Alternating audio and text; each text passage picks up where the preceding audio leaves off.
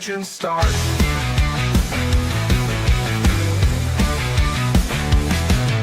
In-depth words cutting deep as cleats. Every play analyzed heartbeat by beat. Interviews, raw stories unfold. Behind the curtain, the secrets told. The Golden Broom Podcast, sweeping the game from the 50-yard line to the Hall of Fame. Breaking it down, tearing it apart. The Golden Broom Podcast, where legends start. Welcome in. This is the Golden Broom Podcast. I am your host, Cody Slavinsky, and I am joined as always by Mr. Bandy Chris, aka the fans of two teams that won over the weekend. Chris, how you feeling today? We had a damn sellout for 2-10 FCS team. Hey, I'm excited, man. it's like so I did watch the Vandy game, and I have to say that it felt different. And it wasn't like what we saw on the field was different. It was the just the atmosphere itself. Everything was different. Right. It felt right. It felt like a college football game. Oh, right. Like it actually felt like a SEC atmosphere. And that's definitely something that no disrespect to Vanderbilt, but that's something that just hasn't really been there. And I feel like the fans are finally buying into what Lee's cooking. And here we are. I'm telling you. Shout out Candace Story Lee, by the way. And Chancellor Deermeyer. Yes. Man, I mean, it's just, it was cool to see. I mean, it just, honestly, it felt so good just to see, football back in general. Mm-hmm. But, man. I do have to be honest, though. What's up, Nick? I do have to be honest. What you got? I did get really frustrated there for a minute. What? Everything was going great. Offense is moving. Defense is playing lights out. We get a stop. We get the ball back with 50 seconds left in the first half. We're at the 16-yard line. You got the option. Sit on it, kill the clock, or try and punch one in. So we do that. Nice little 30 or 40-yard pass play to Eli Stowers. First down. Next one, another 20-yarder, another first down. Next one, 46-yard pass into the end zone to Richie Hoskins. No, that's coming back. That's a holding call. Next one, another 20-yard gain. Pick up the first down. Nope, that's coming back. Another holding call. Yep. It's stuff like that. You have an opportunity to tack one on right there. You have to do it. And it's a lack of focus that causes the holding penalties. And it's things like that get you beat by the good teams. Agreed. Fully agreed. So I was a little bit frustrated. That's the only negative I have coming away from that game is you can't let that happen. It can't become a constant issue where a penalty's killing the drive like that. Yeah, I'm with you on that. I think that's fair to say. But the good thing is at least this happened in game one where they can learn from it, they can move on, and they can grow. Mm-hmm. So I'm very, very, very excited to see what they do from there. I am actually uploading a video now because after you were talking, I was thinking to myself, I was like, wait a minute. That reminded me of something. So got a video uploaded and I'll be sharing a little bit later. But anyway, I was right. Everything I said preseason leading up to the season, I was right. And I need that acknowledged. Acknowledge me, Chris. Acknowledge me. What were you right about? My LSU Tigers finally being the team that they need to be again. I'm still not buying in. Why? They had a lot of help. No. They had a lot of help. Not at all. Those refs were terrible. I wasn't talking about the refs. I wasn't talking about the refs. What are you talking about then? They had a lot of help. Well, you know, I am the connoisseur That's true. of hot takes. Okay. Cade Klubnik is ass. He's always been ass, and I'm wrong for buying into him at the end of last season. What was I thinking buying into that crap? I mean, I've said for 3 years he's ass. I finally buy in, and he's ass again. You had a lot of help because the quarterback on the other team was ass. That's fair. That's fair. And the bad thing is, I mean, he played his heart out. I give him his respect. He did play his heart out in that game. You could play your heart out, but if Good you're enough. completing less than 50% of your passes, you're ass. I don't But care who you play. there is another aspect to that, though. The defensive backs were just locked down in that game. They were so good. I mean, it felt so different. The fact that looking at LSU last year and the year before and the year before and the year before of how their defenses have been, where it's just like that killer instinct just has not been there in a very long time. And to see them come out on the road in a very hostile environment, may I add, because the fans were fantastic, and do what they did, stick to their game plan, and just be dominant. Seeing Harold Perkins come back from injury and playing like he did as a freshman, I'm elated. I'm so happy. It was just great to see. The biggest question for us was our offensive line. I feel like they handled Clemson's front very well. That's fair. I think that Clemson is a good team. I think they will bounce back. I think they will have a respectable season. I don't think that they will be in the national championship, though. I don't think they're that good. Oh, I've already adjusted. They're not. They're Sure, not even yeah. the best team in the ACC. I don't have a best team in the ACC yet. I need to see I some do. more. What I saw, I've already Miami? seen the best team. Yes. I mean, they. I will say this: Miami finally played like the Miami that everybody hoped to see when they would get hype behind them.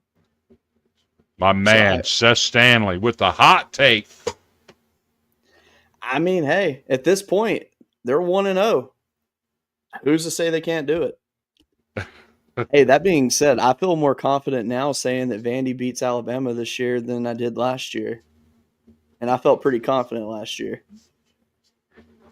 I'm just going to say, when your star wide receiver that chirps about squishing teams like bugs with hammers, I'm just going to say, put the damn baby doll down, shut your mouth, and play football.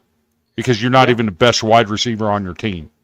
That was clearly made. That point was clearly made. In that, oh, man. I mean, I have so many things to talk about with Alabama later in the show that because it gave me a headache watching that game. Like I felt bad for them, and not because everybody wants to see Alabama go down finally. Like they want to see them get humbled and get back to reality because most of the newer Alabama fans that have come across in the last 15 or so years that are like younger adults, they're not used to this. They've never lived it. When it was happening, they were little kids or they weren't even alive yet. They get to see that just nastiness that was at Alabama, where it's like they had a respectable team, but just not quite good enough to be in the top. I mean, there ain't gonna be no excuses, but if you're here for a hot take, Nate, hang around because I got a hot take for you. I'm not gonna say it right now. I'll talk about it later. Hey, one thing I will say though is I was surprised that Lagway played as long as he did in their game. I'm gonna say that because their backup quarterback Harrison Bailey is trash. He's been run out of the SEC before. He has no business in the SEC. I said it. I'll stand on it. You made your point clear on that one though. I can't even argue that one. I get it. He done got his ass ran out of the SEC once. I don't know what he thinks coming back. Yeah. But yeah, there was a lot that went down over the weekend, to say the least. And we will get more into LSU Hey, Clemson. you owe me an apology. For what? You told me Boise State was going to handle their business. Man, that was. Whew. So let me hold on. Let me be clear. No, no, no, no. Let me be clear. And TJ, if he happens to be watching right now, he will be my witness to this. He wrote a Group of 5 article and I edited it, and it was talking about how Boise was going to take out USF. And I straight up told him too. Like after I said, I'm gonna be honest with you, man. I don't see it happening. I don't think it's gonna be like that. I did not think it would go that way though. I had no idea it was going to be like that. I didn't realize that Ashton Genty meant that much to that team. Like I knew he obviously meant a ton, but I didn't know that it was that much. Remember what I told you last week. Their offensive line was horrible, and when they were forced to throw the ball last year, they couldn't throw it, and 90% of what Genty did was on his own. Yep. With no offensive line help. It's crazy. Speaking of that, I drafted Ashton Genty in my work fantasy league tonight. Very proud of that one. Okay. So when I did my draft, here's the funny thing. I actually ended up so I went and I got my main players, but I was able to get Genty, Travis Hunter, and Cam Scattaboo. I was like, why not? Have some fun with it. I got Brock Bowers. I got Brian Thomas Jr. I got freaking Jaden Daniels. Like I loaded up, and I love my team. Hot take: Jaden Daniels takes a step backwards this year. No. It'll make a big difference. His number one wide receiver not being there for fall camp. They take a step backwards. I don't think that'll be too much of a hiccup for them. I think they'll be fine. They will take a step backwards. I promise. Honest to God truth, I think they might actually win the Super Bowl. I'm not even kidding. They're really good this year. I have no dog in the fight. I just think they're that good. When you have guys sitting out fall camp, it always leads to problems during the season. Maybe. And with Scary Terry sitting out fall camp, it's going to cause problems going forward. I promise you, it never fails. Well, I guess we shall see. Because one thing though is he was working out in his time sitting out. It ain't like he was sitting around just getting fat. It never fails, ever. I think this one's going to be different. I actually, this is the time where I really hope that your hot take is wrong. I hope it becomes ice It's not a hot take. It's a matter of fact. It never fails. If you sit out, it causes problems later on. Oh, God. Nah, I can't even buy into this one, man. I can't do it. Their offense is so terrible. Had they put up any semblance of offense, they would have beat South Carolina. They have no offense. None whatsoever. Oh, hold on. Hey, James Fender, my man. Dude, Seminoles, wow. That's all I can say. I don't think Notre Dame wins it. I will say this. I do like Notre Dame's quarterback. I think he's got a bright future ahead of him. He's actually pretty talented. He's not there yet, though. Don't you know it makes every Michigan fan in America sick to their stomach to see Lloyd Carr's grandson playing quarterback at Notre Dame? Yeah. That's a turnover in your grave kind of situation right there. But, I think he made the right choice. Okay. Nate has a point. Yes, Virginia Tech is playing at home. I did some research on this last night, right? Over the last 10 years, Virginia Tech is 36-28 at home. Really? Yes. Oh, my 36-28. So here's the thing. Yes, you have the Metallica. You have the fans jumping around and the whole stadium shaking. It's before the game. Don't get wrapped up in it. Focus on playing your game and doing your job after all that brouhaha, and you'll be fine. Gotcha. So, Chris, let me ask you, after what you saw in week 1, who do you think your top 2 teams are now? Top 2 teams now?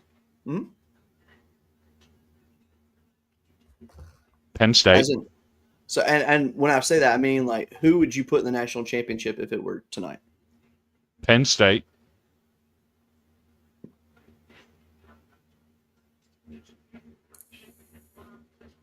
And Georgia. I knew you were going to say Georgia. I don't know why, but I just knew that. But I respect it. I can't hate on that. Gunnar Stockton, and I said this last year when they were in the playoffs, and he was forced into duty. Reminds me so much of Stetson Bennett, and he's a better runner than Bennett. That team is filthy. Yeah. I didn't realize until this week they still have Oscar Delp. Sure do. I did not know that. But they have a lot of studs. I see TriStar over here talking. We'll find out about Georgia in week 3. Let me tell you, let Joey Aguilar throw all those high and wide passes like he did all day Saturday against SEC corners, and it's not going to end well for him. Also, hey, to be fair, though, Syracuse does have SEC defensive back on their team. Just throwing that out there. Also, and I may catch some flack for this, and I may not. I predicted early in the season, before the season started, that ETSU would beat Tennessee in Knoxville. Ain't gonna happen. I've slacked off that a little bit, but I do have Tennessee on upset alert. And the reason why there's so much focus on that Syracuse game, and there's so much focus next week on Georgia, guess who the trap game is? You better keep your ducks in a row, or ETSU is going to get you. And now that you got all these defensive players on the injured list that are unavailable, that's upset alert, my friend. I don't see that one happening. I think Tennessee will be fine. I think, if anything, I feel like they proved a bunch of people wrong over the weekend. They didn't prove me wrong. I think they proved a lot of people wrong. And when I say that, it's basically the fact that no one really knew what to expect out of Tennessee. Because, I mean, when you get a new quarterback, it's very hard to predict. That being said, it seems like they didn't downgrade at quarterback. They didn't downgrade, but I can say this, is high and wide against an SEC defense, you're going to get burnt. You been smoking that Denison, Iowa meth, Chris? No. and you add in the fact that they've lost 3 starters on defense that are not playing this week. All right, so that's Ricky Gibson. Point. Ricky Gibson being out multiple weeks is going to be a problem. How many players went down in that game for Tennessee? Because it seemed like at one point it was like every drive someone went down. At one point, they had 5 freshmen playing on defense. Also, what's the status on Boo Carter? Went out of the game and never saw him again. So I was wondering, like, did he get hurt? Like, Arian Carter missed half the game. And this has got to be concerning to Tennessee fans, too. They were playing indoors in an air-conditioned facility, and this dude's having problems with cramps. Tell me about his conditioning. That's got to be a concern. That's a fair point. One thing though, and this is something we talk about when we do baseball, is I hate turf. I hate it with a passion. Mm-hmm. And seeing all these players go down makes me just validate my feelings even more. Like, I just cannot stand turf. I hated seeing Tennessee get hurt so much because it was weird. Jesus. I don't know if this is a fact or not, but That'd be a bad That's number. That's what it felt like. I mean, it was like every drive someone's down. I was like, I couldn't believe it. I never want to see a player get hurt. I don't care who they play for. Like that was, I mean, it was bad. I love that. Since they're the ones that cry. Syracuse did too, but you know. So before we jump into some of our slides and videos and all that good stuff, Chris, we have a new sponsor for the show. Why don't you do a little introduction about them? So I grew up in Iowa, right? And in Iowa, there's a little town called Templeton, Iowa, that became famous for sugar and rye and a few other things. I didn't know at the time some of the people I were growing up with were relatives of somebody famous. And that famous person was the original Iowa bootlegger.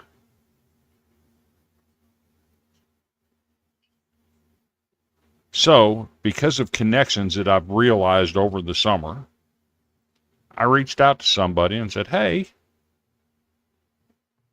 I'm interested in doing something with you."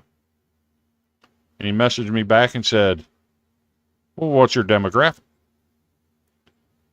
And I said, "Men ages 20 to 50, college sports fans." And I showed him our viewership numbers. And he said, "Yeah, let's do it. We don't have the code yet, but we know what the code is going to be." Oh, I definitely shared the code in our description. The code is going to be BROOM. And with that code, you'll get 10% off. I don't know if it's active yet or not, but you'll get 10% off of your purchase. But what goes better with football Saturdays and tailgates than a little bit of this stuff? No artificial colors, no artificial flavoring, just straight from the barrel, good stuff, all natural. If you order within the state of Iowa, you get the legendary Iowa rye. If it's outside of the state of Iowa, it's called Sextro rye. I'm not sure what the reason for that is, but Iowa legendary rye, Sextro rye, they're the same product. We will be getting a new ad. This is just something that we're able to use right now. But our newest partner, Iowa Legendary Rye. Use the code BROOM and get 10% off of your purchase. Nothing goes better with football and a tailgate than some good old rye whiskey. That was beautiful. Now that was good for real. All right, so let's get into some topics tonight. I've created a few little time for us to just talk about a couple topics on each one. So the first one's gonna be time to worry. Is it time to worry about Arch Manning in Alabama? We'll start first with Arch Manning. I don't think it is. I think that's a fair point to bring up, like right there, that it's not, because I know a lot of people instantly just went psycho on social media about it. And I mean, let's be real. He was not good. His throws were very just mid. He did not look like a Manning out there. But he also played against some of the best defensive players in America, including the best defensive player, Caleb Downs. Fair. But one of the problems with his game the other day was the fact that there were numerous wide open throws that he just was just off. I mean, I'm talking about like it would have been easily been a catch had he hit his target, and it just was not there. And I don't know if the environment got to him, if he simply just had an off day, like what was going on. But I mean, so many people jumped on the Arch Manning Heisman train instantly. And you and I both we've pretty much been honest about it that, I have to see why? it. Yeah, it's too early to call that. Yeah. And he goes in, and and luckily for him, his team has a good defense. So, they were in the game. I mean, they had opportunities to come back, and it just didn't happen. But if I had to grade Arch on his performance the other day, I give him like a D.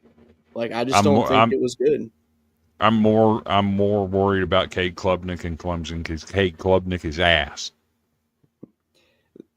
Again, it's one of those things, though. Is he ass, or did he just play a good defense that was better than him? I've watched that guy for 3 years. He's ass. I've not seen it for 3 years out of Arch. It's too early to tell. That's fair. I think that's very fair. So we're going to determine it right here. Too early to tell. I like that. Kalen DeBoer. I would have just put Alabama in general, but I think it's more fitting to discuss Kalen DeBoer at this point. He has no control over his team. Exactly. He had to replace the GOAT. That doesn't help. Interesting number that I've learned. In 14 games, he has 4 losses as a 14-point favorite. Saban had 0. I mean, there you go. Well, hold on now. Wait a minute. No, he had the Louisiana Monroe loss his first year. I'm pretty sure they were. They weren't a 14-point favorite. Really? No. Interesting. Yeah, I mean, the thing with this team, they just don't. All right, so when Nick Saban was a coach, the team was extremely disciplined. They were very professional. And it was almost like looking at soldiers out there. Now it's like. Let me ask you a question. Okay. Do you think if Nick Saban were the coach, that Ryan Williams is going to be out here saying, we're going to squish him like a bug with a hammer, and carrying a freaking baby doll as an emotional support tool to the stadium during a team walk? I will say this: if Nick Saban was the head coach still, Ryan that wouldn't Williams happen. Would not. Well, first of all, Ryan Williams and Jaden Bockway would not have a podcast. You would not see a freshman ever do any kind of interview because he did media training with his players. Yep. This team would just look totally different. I think Ty Simpson would be dubbed the leader, of course, on offense. And which, by the way, let me add, I think Ty Simpson played phenomenal. I think he did as good as he could possibly do. At one point, I would have benched him. I would have benched him at one point. That's fair. And the reason for that had nothing to do with his play. But there was, I think, late in the third quarter, early in the fourth quarter, where he got pressured 3 straight times. Sacked on one of them, hurried on another and knocked down. And he gets up, and he's shaking his head. He's looking at the ground. He's talking to himself. Okay, you're in your head. Come sit down for a series. Sure. You can't let that happen. When you start acting like that, you're telling the other team, hey, you got me. That's fair. So it makes me wonder, all right, so when you look at Alabama last year and everybody was like, Jalen Milroe is terrible.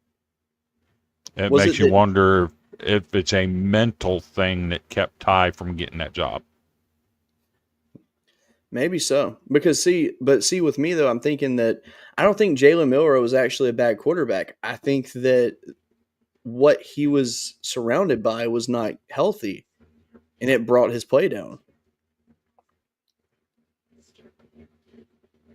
He had one go-to receiver, that was Ryan Williams, and when they started double covering him and shut him down, now you can't throw it. You have to run it. Yep. So your passing numbers are going to go down. Yeah, but there is one thing that you have to consider too when talking about Alabama is that Jam Miller is injured. He's out right now, so he didn't even play. Mm-hmm. Offensive, they have, I think it's one or two offensive linemen that are out injured, didn't play.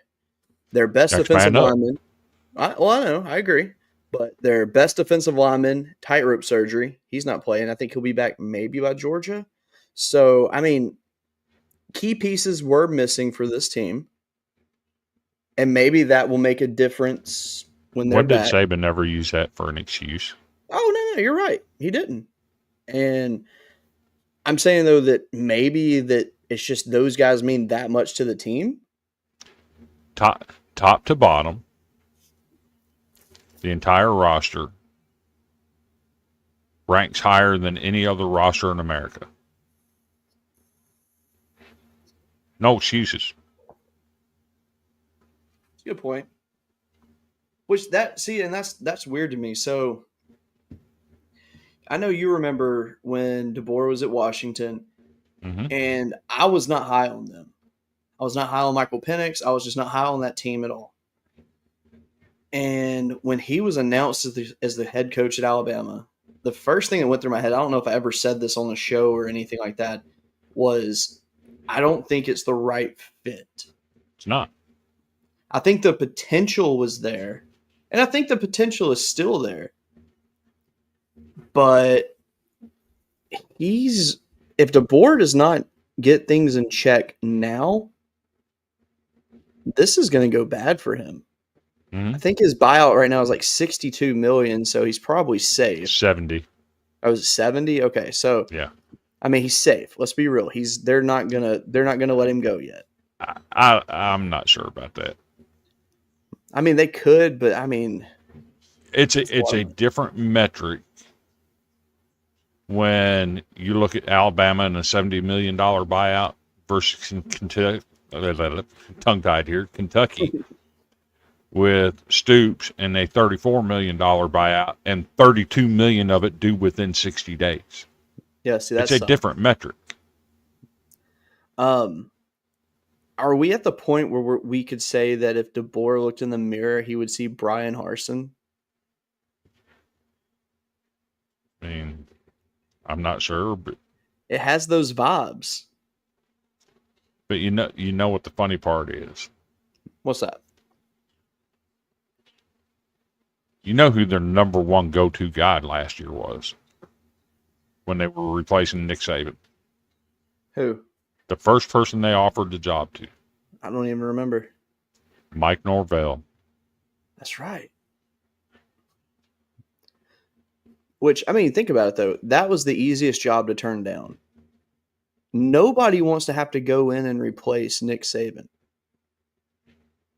Mm-hmm. I mean, you're not going to succeed. Out.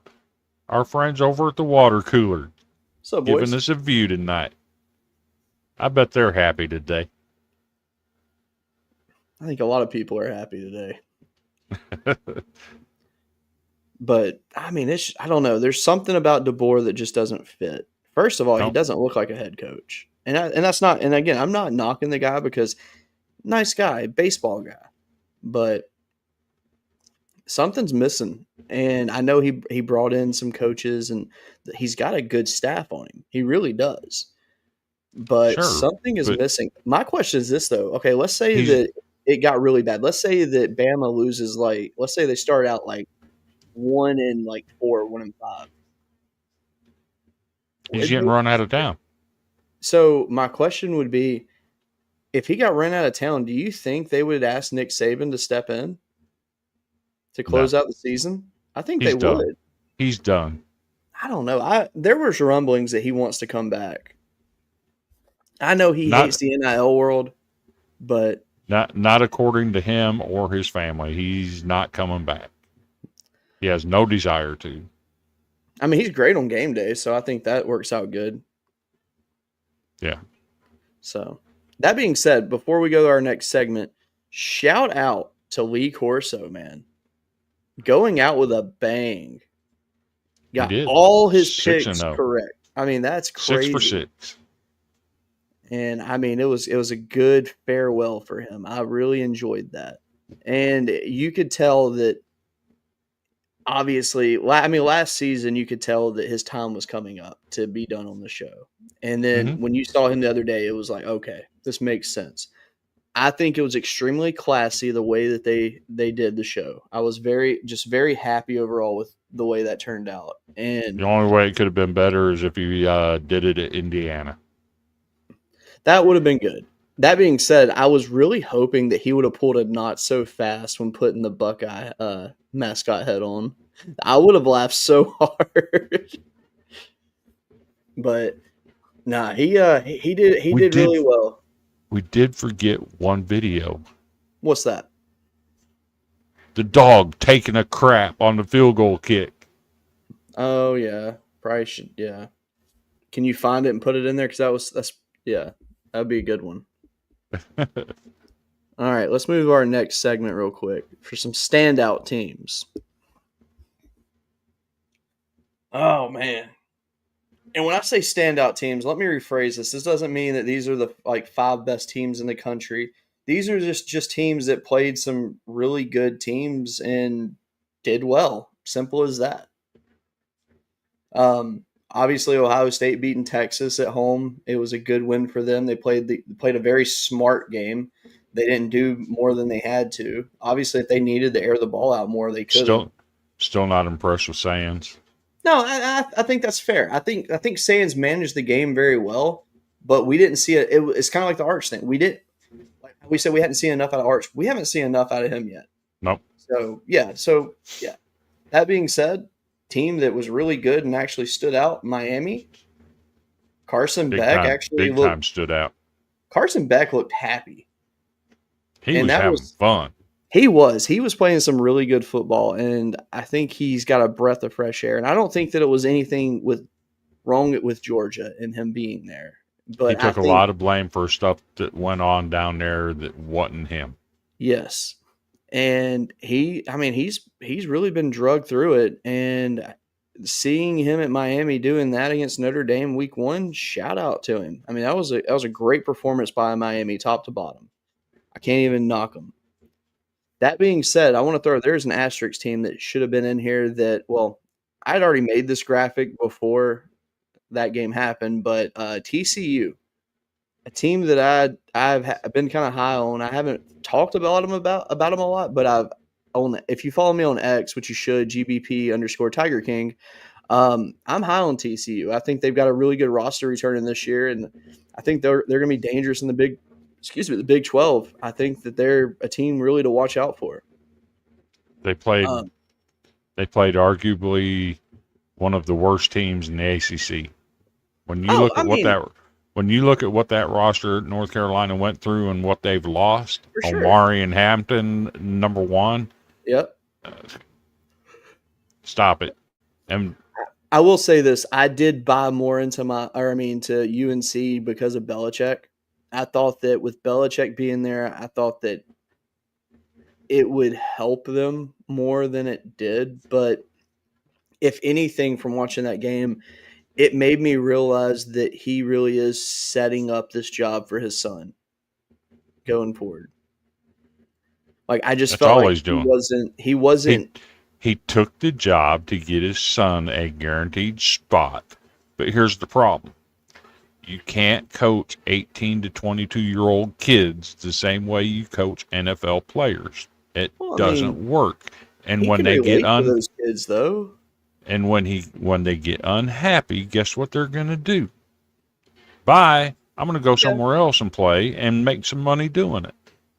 Yeah, but I mean, think about it, though. He relates to the kids well. I mean, him and his players date the same age girls, so I mean, it works out. I had to throw that one in there.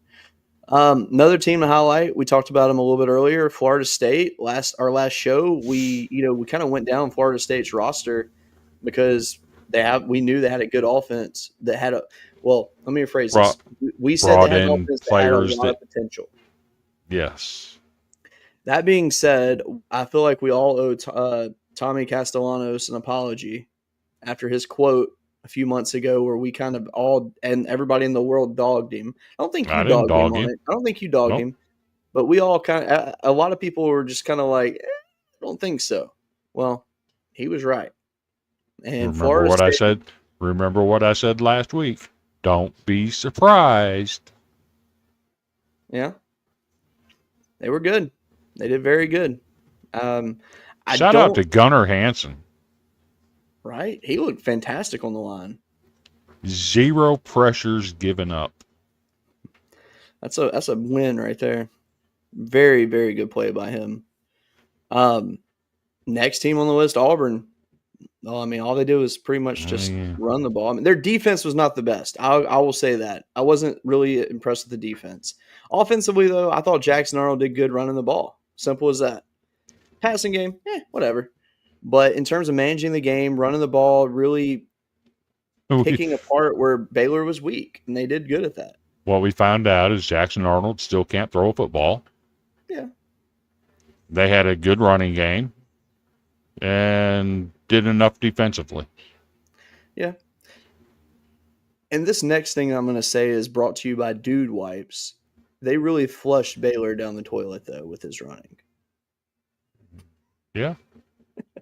No, it was a promising performance though by Auburn. Nothing that makes me say, "Ooh, Auburn's a dark horse in the SEC." Nothing like that. I think Auburn's going to just be a middle of the pack team. They're obviously going to make a bowl game, but it looks better for them than it did last week. I will say that. I think 8-9 wins is the ceiling for them. Still looks the same to me. Yeah, like not really much of a change, but it was a very good win for them. Even though Baylor just did not look that great. Just to be honest, they didn't. Mm-hmm. And then the final team, my LSU Tigers. Doubted by many, respected by all now. And I'm happy about that. But this is the best part, because now we can get into some of our videos, because they're about LSU and Clemson. So, first of all, Chris, I want us to discuss something. We're going to watch this video, and then you and I are going to have a quick 30, 45 second at the max discussion on it. Behind the 6 here, Nussmeier looking to throw, loops the ball downfield. It's Brown over the shoulder, makes the catch out at the half-yard line. He saw him pre-snap man coverage with a single high safety, and he knew that he had speed on the outside. I thought when it happened live that he had scored.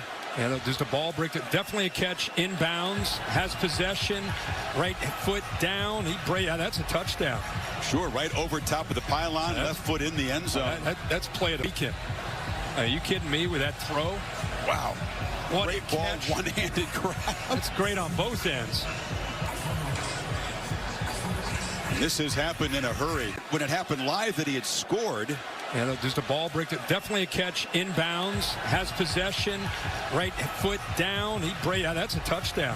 Sure. After video review, it is an incomplete pass. The receiver did not maintain firm control as he went to the ground. I'm sorry, but that was a catch. 2 steps when you cross the pylon. He took one step, his and when other leg went down. Okay, hear me out before you interrupt me. He took one step and then hit the ground, and the ball came out. And I'm telling you from experience, it happened to Vanderbilt against Florida 2 years ago. The same thing, same exact play. And they called it an incomplete pass because when he rolled, he hit the ground, and as he rolled over, the ball came out. And they said incomplete. Same play. Sorry, that's not a touchdown. If it wasn't a touchdown when Bandy did it, it's not a touchdown now.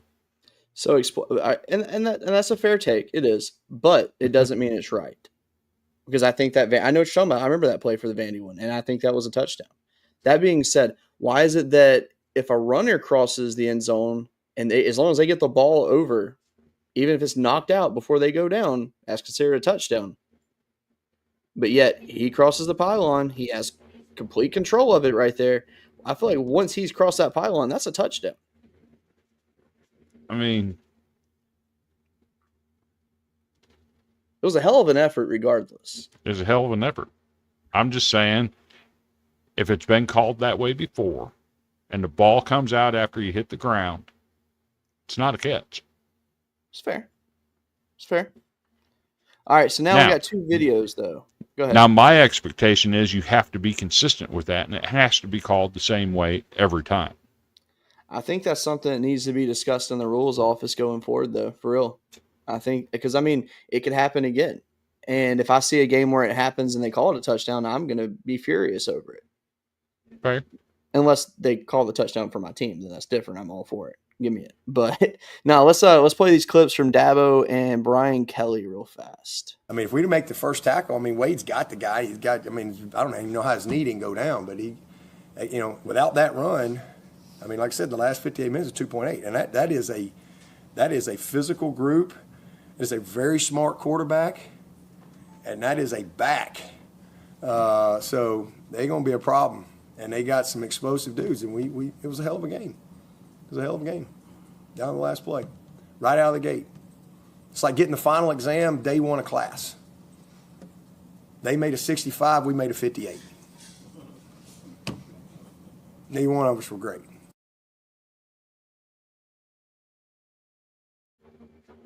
So there's what Dabo said. Now let's see what Brian Kelly had to say.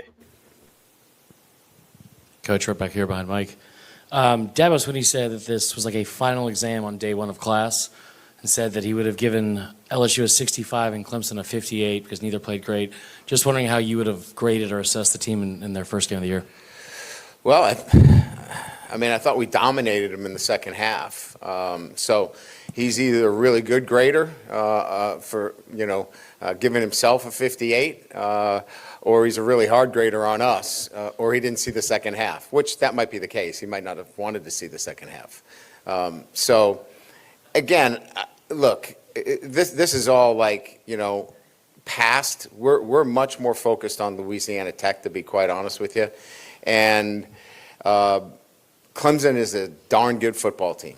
I mean, that's a really good, that's a top-notch team, and they're going to be a team in the hunt for a playoff picture, and we hope we are too. But it was only one game, so I don't know if he's a hard grader or an easy grader, but I like the way we played in the second half. Coach, you have an update on Destin Hill?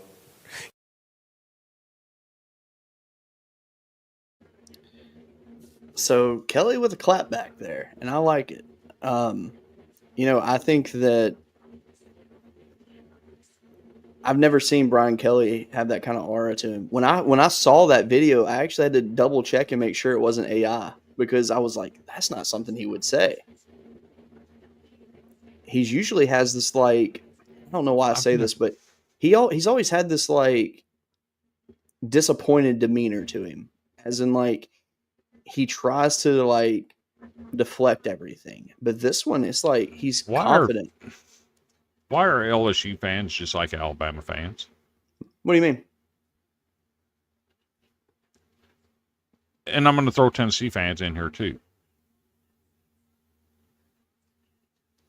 If anybody says anything other than LSU's the greatest, Alabama's the greatest, or Tennessee's the greatest, all three fan bases get all up in their feels and start freaking crying about it. Who cares what Dabo rated your team? Get over it. I mean, hey, it was a good media sound clip. That's what they went for. I liked it. I loved it. I thought it was absolutely hilarious. But I feel you, but my God, Cody, you do it on the show all the time. If I say something negative about LSU, you get all up in your feels. I do. But I think it's because, and this. I mean, I know this is right. What I'm going to say is that I feel like people should see my team through my eyes. But then I also have to consider the fact that I'm a fan of my team. You're a fan of your team. Everybody's a fan of their own teams. Yeah, but I'm going to be honest about my team. Yeah. But I'm saying, like, you're not going to research my team like I research my team, and I'm not going to research your team like you research your team. Like, we don't see our teams the same way. And trust me, I know you go and study teams. I know that. But I'm saying, like, you won't, like, you're not going to go every day on social media and look into practice film and all the interviews and everything that's coming out from the team and all that for LSU. You're not going to do that every single day. Fair. That's I mean that's what I do. I can't help it. I absolutely love it. But no, I don't know. It's like there's a different demeanor here. It's the first time we will see Brian Kelly not coach from behind in a season. And they have a mindset going in, and I don't think people understood what was going on, but their undershirts that they were wearing said 1-0. They were crying before the game that your player had to sit out because he was a dumbass and got suspended last year. Well, the team And you wasn't tried crying about it. you tried to blame it on the other team. They had nothing to do with it. Actually, Brian Kelly 100% tried to get him to play in that game, and Dabble called it out. I'll be honest with you. I don't think that the coaches, from what I'm told, they weren't even really aware of that situation. Which, I mean, that's fair. I mean, think about it. When you're recruiting a guy out of the portal, you're not going to go and be like, oh, hey, do you have any like suspension or anything carrying with you? You're not thinking about that. You should know that. We want you on your team. Oh, I agree. I 100% agree. I think they should have known that. But it was very weird how it just came up like that. I was like, man, that sucks. But it's okay because thankfully the guy that is the backup was our starter last year, and he's a very good athlete. And he played fantastic in the first half. No complaints.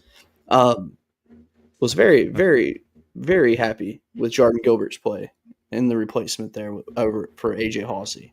And I did forget one slide, by the way. Where'd it go? Oh, there it goes. That was just bad. Got to throw Alabama back under the bus again. It was sad. And I should got to talk about an 0-1 football team. Hey, there's another team I should have put on here though. Kansas State. They won. No, they won. They squeaked by, but I really thought that they were going to bounce back from that week 0 performance because it was. I mean, obviously it was an ugly game. Iowa State bounced back fine. The only thing I will say about Kansas State and Iowa State, your schedulers are dumbasses. Even in the NFL with professional football players, when you play a game overseas, you take the next week off. The schedulers for Kansas State and Iowa State should be fired for letting that happen. Thankfully, Iowa State's 2-0 right now. They're looking good. They're beating Iowa. Oh yeah. I will say I did see some snippets from the Iowa game. They can't throw the ball. Yeah, I wasn't impressed. I mean, I know they got the win, but it wasn't saying much. I wasn't even that impressed with their defense. Like, I mean, they ran for 310 yards. I'll give them that, but they cannot throw the football. Yeah, I don't see it being a good year for them. I think your prediction is correct on Iowa. It's going to be a long season. That being said, there is one team, though, that we hadn't talked about yet, Michigan. Bryce Underwood making his debut at quarterback. Looked better than I thought he would. He did, but the star of that show, because let's be real, Michigan is not that great this year overall. Their defense is not what it was, which, I mean, expected. But Justice Haynes out of the portal for them, home run pickup. He was phenomenal. He looked great. I was very, very, very happy to see him do well because I like Justice Haynes. I think he's a good athlete. Did you by chance catch any group of 5 games over the weekend? I paid attention to Boise and South Florida for purpose. Sure. And I think that's a good time to bring this up. Have you looked at their schedule? Whose? South Florida. Yes. Can they pull off the upset is my question. They're beating Florida. I'm not going to argue that. They go into the Navy game undefeated. And even if they were to lose to Florida, they're going into the Navy game with 1 loss. The Navy South Florida game is going to be who decides. That game's going to decide who goes to the playoffs for the group of 5. You don't think James Madison can take that spot? No, they're never going to get ranked above those 2 guys. Even if they went undefeated? No, they're not going to get ranked above them. What about a team like, I don't know, like a Troy or someone like that? Nah, not good enough. I watched some Group of Five myself. I did watch one team. I did watch one other team from the Group of Five. Who's that? Because I was told that they were going to put an SEC team at 0-1, and they got absolutely embarrassed. Who?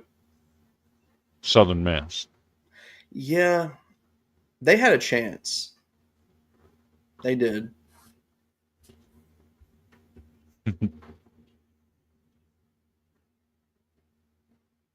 But yeah, I like Southern Miss's quarterback.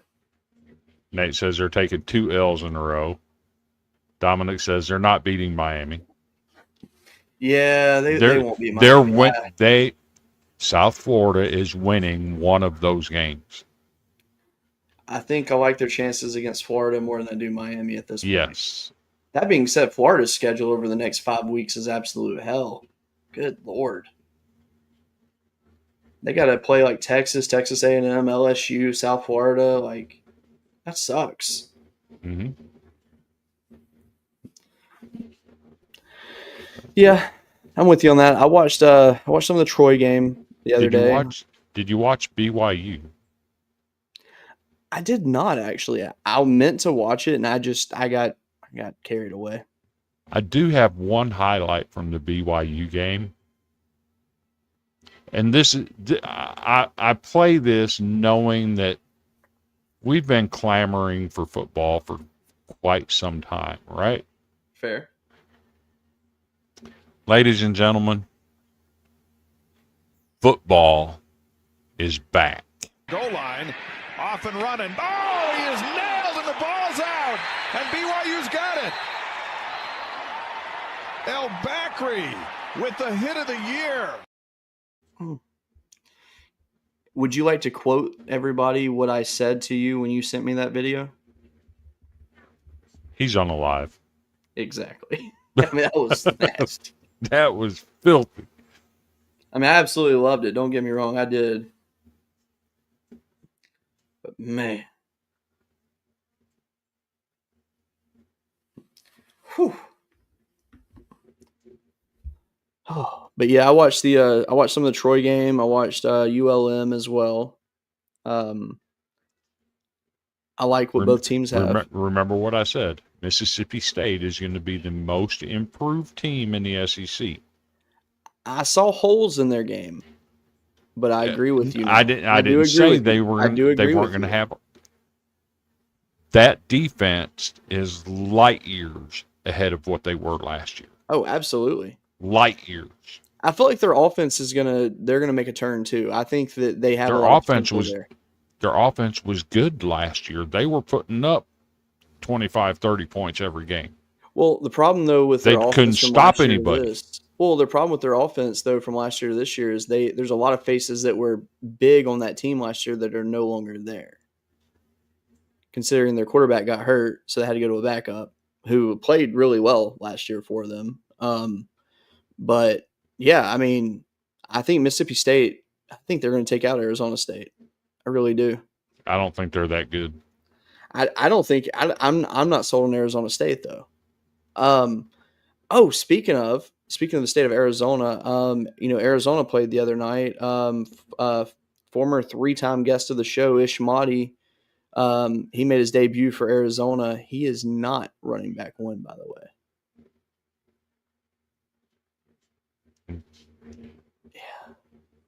Didn't they play Hawaii? Yeah. How did that game end up? They won. I don't remember the final score, but they pulled it out and won. But no, Ish, he had a fine game. Don't get me wrong. Just their starting running back he just did more. But it was very shocking, to say the least, to me, to see that he wasn't the featured back. Because, I mean, let's be real. When you have the guy come to your team that led the country in all-purpose yards, you would think that they would be the starter. But he also had fumble problems last year. He did. That is fair. 100% fair. But I'm rooting for him. I hope things get better for him, and he's able to break out this year so he can get that pro contract that I know he's playing for. Which, I mean, hey, shout out to him though. He did get married in the off season. He's happy. Mhm. So we'll see how it goes for him. I believe you have a couple videos you want to share before we get to the end of this thing. So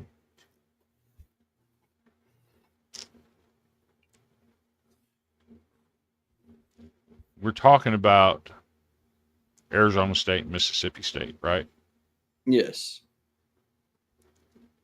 Do you think this is a diss against Mississippi State? So interesting is now that we play in a lot smaller towns, we play further away from stadiums, our road games. So we stay about an hour and 20, hour and 15 minutes away from the stadium this week because that's the nearest hotel that's not a casino to stay at. No, it's the truth. That's some teams stay at the casino. That wasn't even a joke. But it's just the nearest hotel. And then you talk, some guys are finicky eaters. So it's like some guys at these hotels, they don't like the food. It's not good. So now we get like sandwiches on the side. Texas Tech we played last year, and our guys got sick the day of the game. We had about 10 guys that stomachs, they're getting IVs because their stomachs were sick from the food. I've never even said that, but it's just you're learning and growing along the way. So now it's like, okay, we need the food we get, and then if a player who's a finicky eater, we also need like a sub sandwich or a hamburger or something that they're comfortable with because you're gone, the pregame meal and then the night meal if they don't go that amount of time with a good meal. So that's something that I learned, when you're going to like Seattle, right? The food, their food's unbelievable, but some of the smaller towns, it's harder to, feed 160 guys. So we're just trying to adapt. Yeah. I mean, that's not wrong.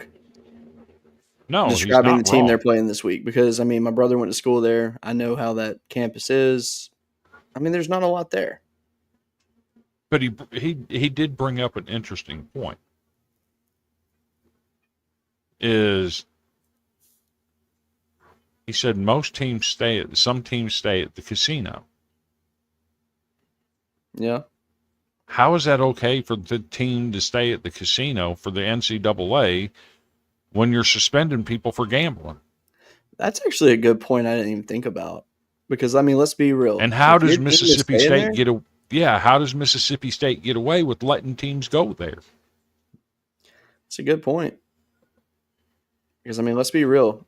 If you're staying at a casino, there's going to be that one player on the team that's going to go throw a handout on blackjack or something and be like, But wait a minute. Is it only sports gambling that you're not allowed to do?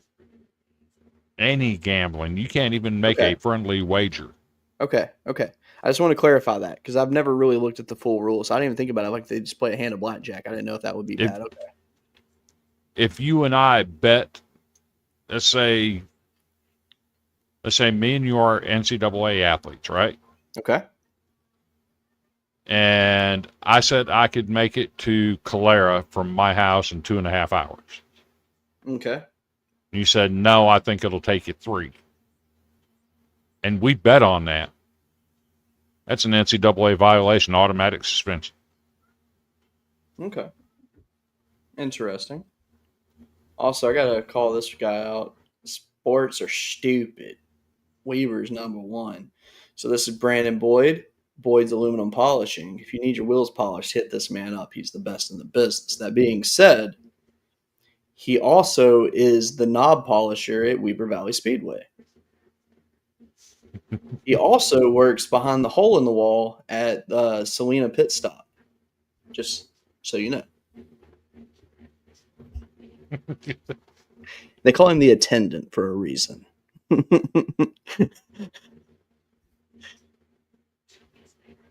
We've all times your stays loose. Oh, that's my buddy. He's a good man. And Water Cooler brings up a good point. They must be staying in Tuscaloosa if it's an hour to hour and a half away. That's exactly what went through my mind when he said that. But then again, though, would they be able to stay in Tuscaloosa if Bama's playing a home game? I don't know if that would work. Geographically, I just don't think it would.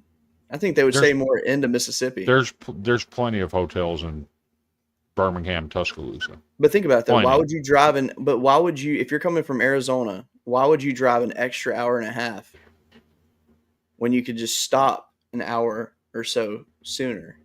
Is what I'm putting out there, though. Where are they going to stay? I don't know. I don't know the way they come in. So, I mean, I'm going to pull up my map and look real quick, and I'll tell you where they can stay. Because why not? Surely they ain't staying in Memphis. They could stay.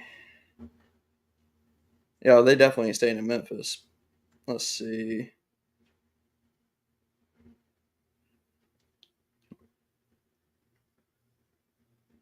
All right, they can stay in Eupora, Mississippi. That's right down the street, which is about an hour or so away. There is a hotel in town there.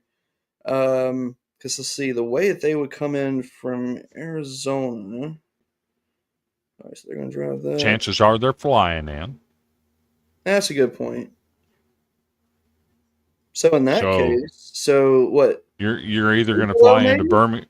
You're either going to fly into Birmingham or Memphis, one of the two. Let me see. That's now you got me really curious. Let's see. Airports, Mississippi. All right. Meridian has a airport.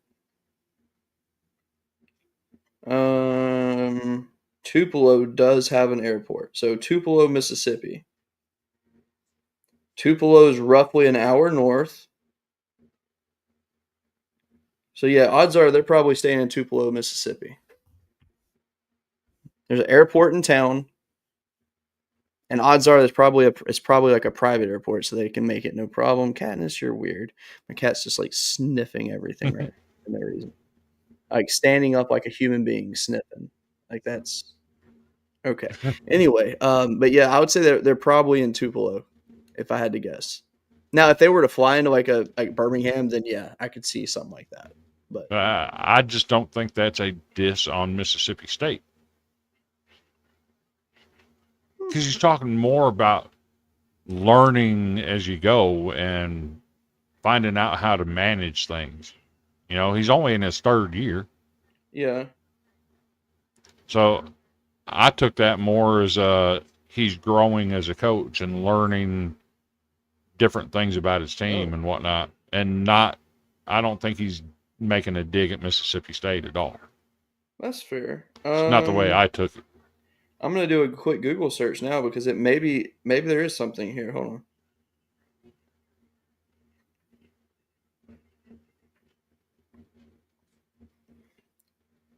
Tupelo, Mississippi has casinos.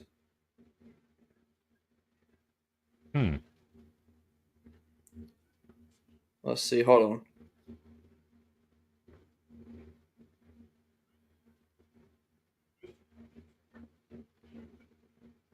Yes, there are some casinos there. So maybe so. You learn something new every day.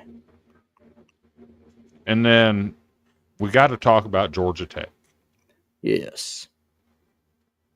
Did you see the punt return? I didn't see anything Georgia Tech over the weekend. Lord, Cody, you missed probably one of the most embarrassing plays of the entire weekend. Well, now I'm going to look it up because why not? Do you have video of it? The punt returner had Eric Singleton Jr. had to change jerseys on the sideline. Okay. And the jersey they gave him, he normally wears number 13. The jersey they gave him was number 43. Okay, I'm seeing the video now. Oh my gosh. And it was a 3XL jersey on a 165-pound dude. So why did he have to wear a jersey like that? I'm not sure what happened that he had to change his jersey. but he did. And Brent Key was asked about it today. Here's what he had to say. Punt return. Eric had to switch jerseys. Can you sort of walk us through the process on why he's throwing on a different jersey, how that all happens? I could walk through the jersey. You could open it up, and it's 6'4", 280 pounds. I could walk right through it and not touch one side of the thing.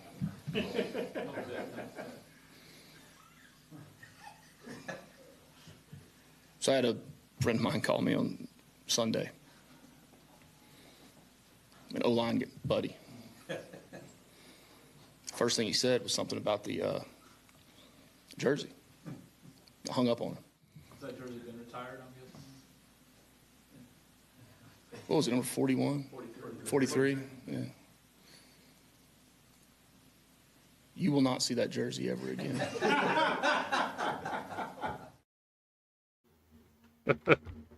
And he was so serious when he was talking about it. The look on his face was like, I'm disgusted by this. Okay, so that's what I was thinking. I think this is from last year because, look, when you said Eric Singleton, I'm like, wait a minute. Yeah, he's at Auburn. He's one of the receivers at Auburn now. That's what I was thinking. So, yeah, that must have been. They said it was this weekend. It popped up this weekend. It is weird because, like, when I went on TikTok, it was posted like 2 hours ago. Yeah. So, I don't know. Someone must have just ran across it and. It popped up this weekend. It's like, no, this can't be. So, it's Eric Singleton Jr. Hold on a second. Now my head hurts from this one. Hold on.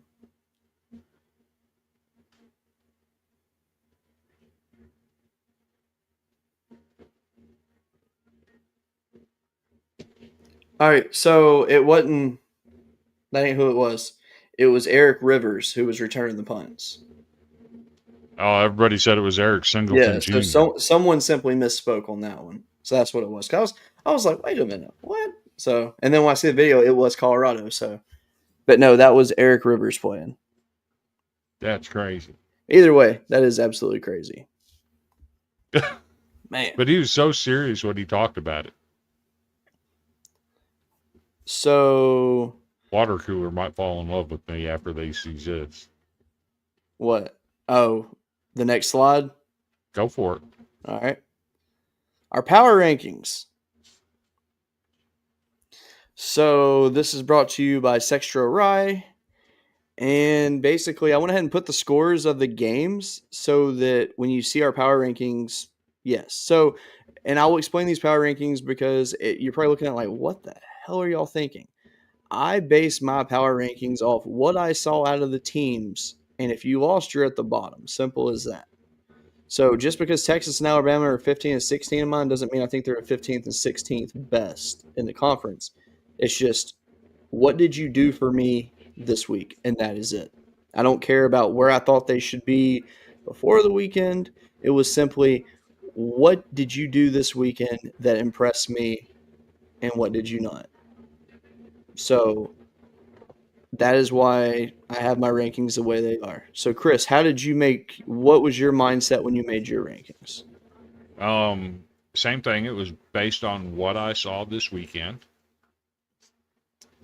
You'll notice the top 5 all beat Power 4 conference teams. That's fair. Number 6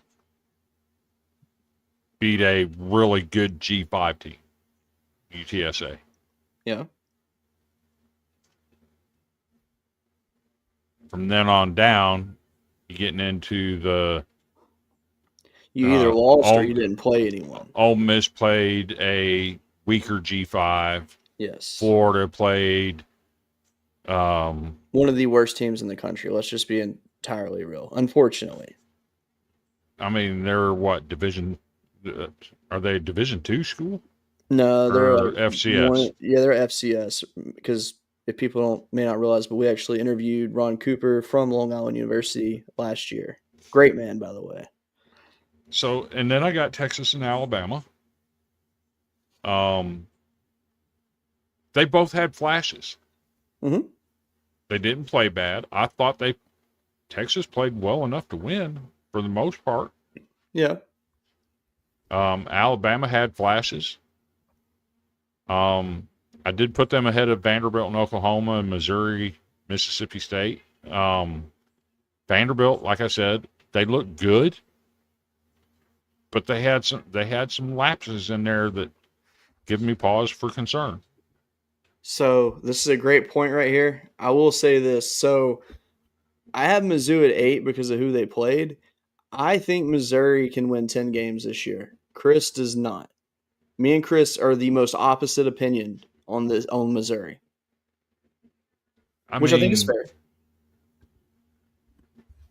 You beat Central Arkansas. Yeah.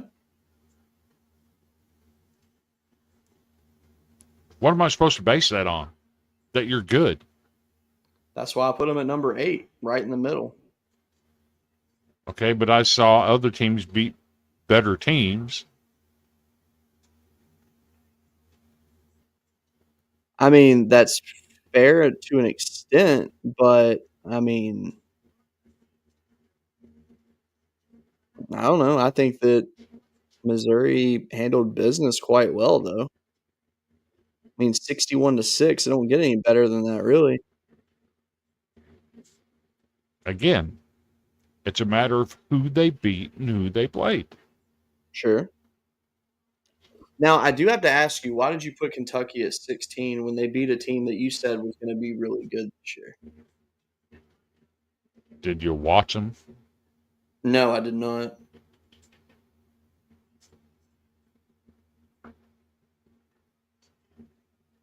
Their quarterback threw for 83 yards. Yeah. Zach Calzada was absolutely trash. If we want to talk about bad quarterbacks, Zach Calzada was it. That is, I did hear that. But you said, and I quote, Toledo is favored to win their conference. They are. They are going to be a good team. They are going to beat Kentucky.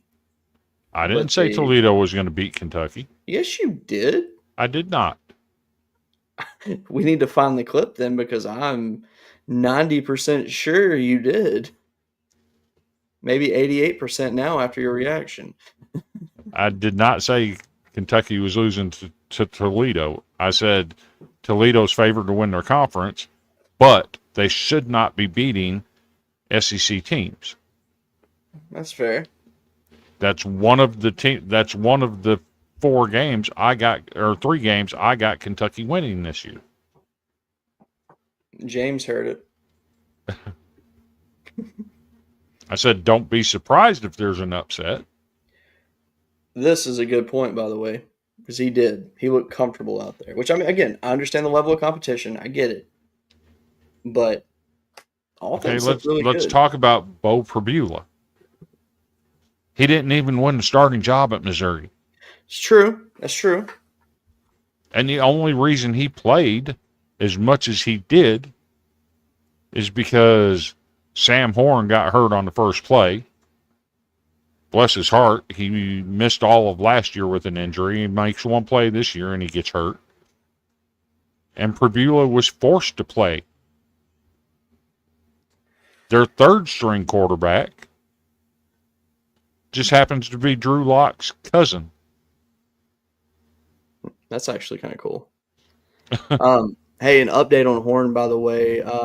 Drinkwitz would not really go deep into like what the issue is, but he said he will be out for an extended period of time. So I'm assuming he probably tore his ACL. And that's what I've heard is ACL. Nothing definitive on it, but I've heard ACL. I can see that. For sure. Man. But yeah. These are our SEC power rankings this week, brought to you by Sextro Rye Whiskey. And since we got James in here and Water Cooler, I know Water Cooler will enjoy this. Let's touch on it again. Our new partner.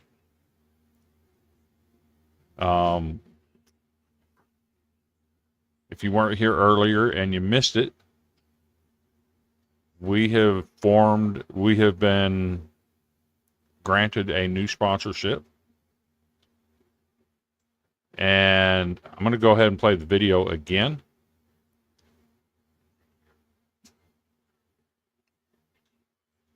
With Iowa Legendary Rye. If you order it within the state of Iowa, you get the Iowa Legendary Rye branding. If you're not in the state of Iowa, you get the Sextro Rye branding. As you can see, it's an award-winning rye. Nothing goes better with college football and tailgating than a good adult beverage. This is it. They use no artificial flavoring, no artificial coloring.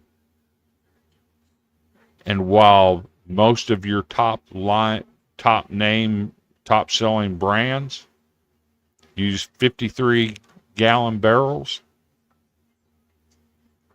they do it the old-fashioned way with the original recipe from the Iowa bootleggers. They use the 15-gallon barrels. I respect that. So they make their whiskey 3 gallons at a time. And to get the different labels, it's based on what barrels they use. Your white label is in a brand new barrel. Some of the other labels, it's like a once used barrel, or they only use the barrels 5 times and then they get rid of them. So if you're into getting whiskey barrels, there you go. There's an opportunity for you. There you go. But our discount code, when it becomes active, will be BROOM. You'll get 10% off of any order you make under that discount code. I knew Water Cooler would like that. He says, that's dope. It is. So, excited to get that going. Absolutely. That being said, we can actually do a final thoughts segment tonight. Now that we actually have stuff to talk about. Mm-hmm. I don't know about you, but this show has felt really good. We actually had some content we could actually share. Yeah. And it was perfect. Actually, to be honest with you, I kind of like going live on Tuesdays. Yeah, but your schedule won't allow it. Well, you said you're at the ball fields and dancing. Potentially. It depends. So the dance, I've figured out that one will not be an issue. Baseball potentially will be an issue, but maybe not. It really just depends. But I'm kind of digging this Tuesday night thing. It's what we used to do. Yeah. If we didn't do Tuesdays, I'd want to do Sundays, I think. Well, you got to make up your mind, because you tell me one thing and I tell people, hey, this is what we're going to do, and then you change it up on me. I'm good at that. What can I say? You need to get a set time and a set place. Amen to that. We'll get there one day. Next week, we'll be live on Thursday. And then we'll be live on a Wednesday. I'm joking. No. I'm joking.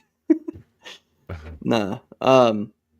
We'll try to do Tuesday again next week. I should be getting my son's baseball schedule here soon. I'm hoping by Thursday, because they haven't given us anything yet. From what I was told, we were supposed to start games. I originally thought we were starting them this week, but they haven't given us a schedule or uniforms yet. So I'm assuming it'll probably be either next week or the week after when games start. So we're doing 2 practices a week right now. So it's all good. So yeah, I'm going to let you close out final thoughts tonight. So I'm going to share my final thoughts first, if that's okay. Oh God, a 5-minute speech on LSU. No, actually, my final thoughts have nothing to do with LSU at all. Okay. I want to point out that after watching a bunch of football this past weekend and really seeing what the teams are about, the one thing that I am noticing becoming a trend is that all of these teams are on a much more level playing field than they ever have been before. And I'm not saying that everybody's the same right now. We're not at that yet, but I felt like what I saw, I did not see a straight up that is the national champion. I didn't see that over the weekend. Did I get some hopes in my mind that it could happen? Sure. But I didn't see that one team where I'm like, you know what? There's not a team in the world that's going to beat that team. And that makes me happy. Because usually when we go into a season, we have a pretty good idea who's going to be in your national championship. This year, we have our assumptions, but it feels like things are much more level than they have been previously, which I think we're going to learn more about Penn State soon, obviously. They didn't really play anyone, so we just got like a little sample of who they are. Again, Ohio State, now they're battle tested. Let's see how they manage the rest of their schedule. Notre Dame, they took one in the chin, but they're not out of it yet. Now, if they lose another one, then we're going to be talking. But seeing Miami finally get back relevant and getting a big signature win to start the year, that's cool to see. It really is. I really am excited to just see how these conferences play out this year because from what I saw from the ACC, wasn't really overall impressed. I wasn't disappointed, but I felt like they're very top heavy. SEC just didn't play enough good teams to really make a good assumption. I mean, we know who the not so good teams are in the conference, but there are a lot of question marks. Big 12's wide open right now. A few good teams stick out. Utah looked really good against UCLA. Terry, if you're watching, my friend, dude, what? Like, I'm sorry, man. That was embarrassing. But yeah, I'm really just excited to watch it play out in the next few weeks. I see people separate themselves because everybody was anticipating the release of the AP Top 25 today. I didn't even share the graphic tonight because I felt like it's irrelevant. Rankings do not mean anything after week one. Yeah, for me, jumping a team ranked ahead of you that also won is horseshit. Now, yeah, and I agree with that. I mean, like, if that team plays like a top elite team, that's one thing. But when it's just like a basic team and you blew them out because they might be a little bit better than the team that's like was currently or previously above them, I think that's a little overkill. I think honestly, if they want to do it right, they won't do a preseason top 25. They'll wait till week 0 and week 1 go down, and then they'll make their top 25 from that. Excuse me. I think that would make more sense. But, it gets views for their website. That's all that matters. So I get it. Mm-hmm. So, all right. What are your final thoughts? My final thoughts. Get ready for more change in the NCAA. And I say that because late this afternoon, a new class action lawsuit was filed against the NCAA. I know there are some active players among many sports, baseball, tennis, a couple football players. And yes, the two football players specifically mentioned are from Vanderbilt. But in college athletics at the Division II level, you get to play all 5 years. At the FBS level, they give you 5 years to play 4. And the lawsuit centers on why do we only get 4 years to play 5, or why do we only get to play 4 years and we have to sit out a year to get our 5th year? Where Division II gets to play all 5 years. It's not equal here. So they filed a lawsuit. I think they have a very good chance to win that lawsuit because it's not an even playing. It's not an even level playing field right now, and that's going to be something worth watching because that will affect every team in America. Because now you can play your freshmen, but you can only play in 4 games if you want to keep them around another 4 years. But if the plaintiffs in this case win their lawsuit, now you get to play all 5 years. And I don't have a problem with that. Yeah, I don't either. So pay attention to that. And we'll see how that goes. They expect a court date sometime early in December or a ruling early in December. But the lawsuit was filed late this afternoon. And as Water Cooler has just pointed out, the 5-11 playoff format is coming. I 100% support that. Yeah, I'm for that. Your Power 4 champions and a group of the highest ranked group of 5 with the next 11 highest ranked teams. Yeah, I'm good with that. I've been with that all along.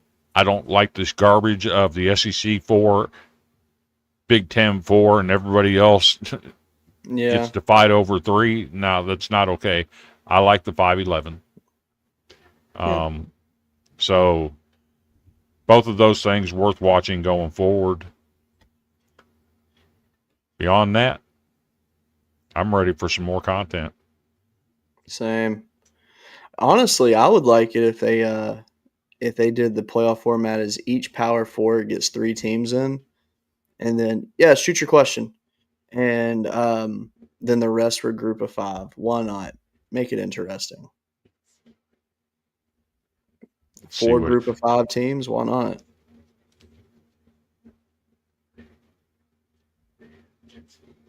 Let's see what he asks.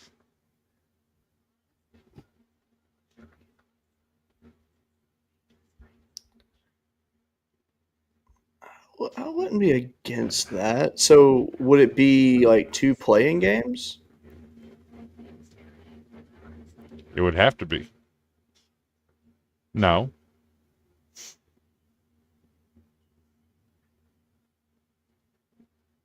Oh, okay. Okay, I got you.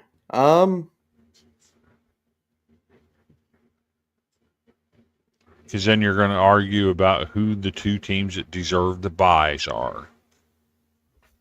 Yeah. And the whole strength of schedule bullshit. Yeah. Make it simple. Your 4 Power 4 winners got to be conference champion. And the highest ranked G5 team.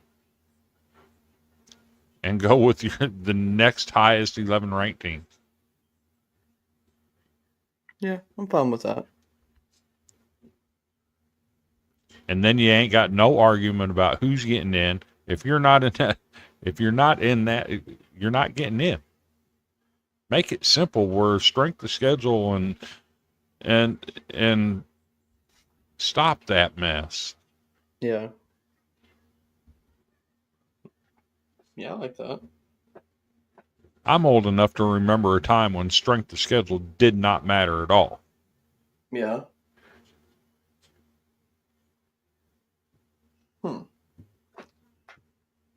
I think next week's show, let's do some research on it this week. Let's come up with our own ways. Like, you have your idea, I have my idea. And we'll discuss like a better way to rank teams. No spoilers tonight, because I know you already probably have an idea in your head. But I think that'd be a fun topic to discuss, and we could do an open floor and let everybody participate with their thoughts. I think that could be a lot of fun. I mean, I've already got articles written about this stuff. I understand that. That's why I said don't give any spoilers. But I think I got a couple ideas, but it'd be a fun little discussion, to say the least. The committee standings 1 and 2 gets about. See, that's the thing. I'll give this spoiler. I think the committee needs to just be done away with. I hate the committee. From the beginning, I've hated it. I think it's absolutely stupid. Because there's no way that a human can give an unbiased pick in their rankings. I don't care if you say you're unbiased. The odds are if you're I've been screaming that for 30 years. I mean, it's true. I mean, because at the end of the day, I don't even care if you work in media. Like, let's be real. You started out as a fan of a team. You're always going to favor that team you're a fan of. If I was voting in a top 25 poll, you're dang right I'm favoring LSU. Okay. If Chris is voting in a poll, well, he probably will not favor Vanderbilt, actually, because Chris is extremely unbiased in his rankings, and it spooks me out sometimes. But, yeah. So, fair question. Okay. Say your conference has 12 teams in it. Okay. And you have 2 divisions. Both divisions have 6 teams, right? Okay. You play all 5 other teams in your division. If you go 5-0 against the teams in your division, are you the best team in your division? Absolutely. Then, okay, so let me paint a scenario for you. Let's say that team goes 5-0 against your division opponents. He goes 0-3 against the other division. Goes 0-6 against. My setup. You play everybody. Okay. Gotcha. Right? Okay. So you're playing all 6 of the other teams, and they go 0-6 against the other division. So you're a 5-6 team. You're a 5-6 team, but you're 5-0 against your division. Okay. You're the best team. You're the best team in your division. Yeah, because then you'd have that team that, let's say they go like 4-1 in their division, and then on the other side, let's say they go like, I don't know, 2-4, and they get that 6th win. So they're technically higher up, even though they're not better than the team that's in their division that beat them already. Right.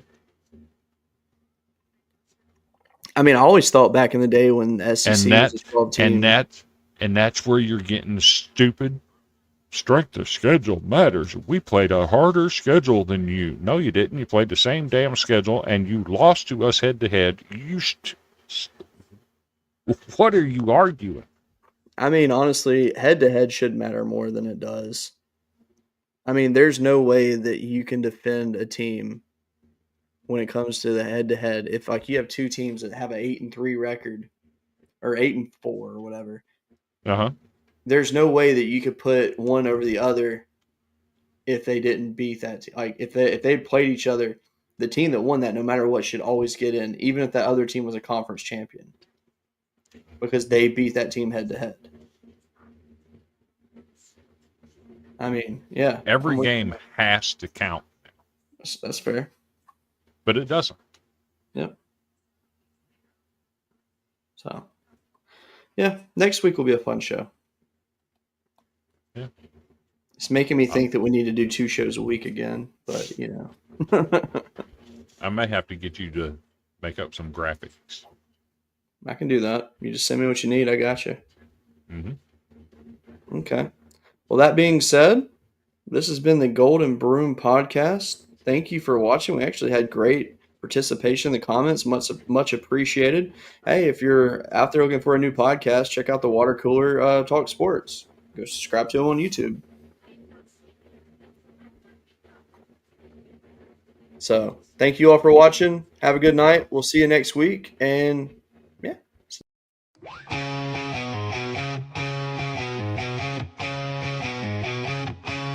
On the diamond.